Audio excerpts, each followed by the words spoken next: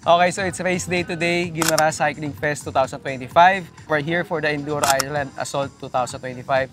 And we have our local hero, Ate Lea Bentira, to tell us about her run from SS1 to SS4. Ate Lea, kamusta ang tracks today, given na umulan the other day, and how was your SS1 to SS4?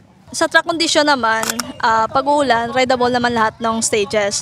May mga ibang part lang talaga na lusak dahil nga hindi umulan ngayon. Pero yung run ko naman, stage 1, so far, okay naman, tuto. Kaso yung 3, yung problema, sa rocket section, may hindi lang ako natansya doon na over the bar talaga ako. Ayun, gas-gas lang.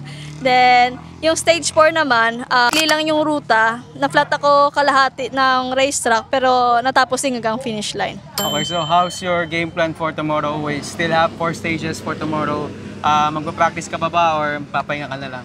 Sa ngayon, pahinga na lang siguro para yung energy para na bukas. Then, yung strategy lang bukas is mag-ingat lang, safe lang, walang mechanical problem. Yun, makapatapos lang na 4 na stage. Okay, good luck. Thank you!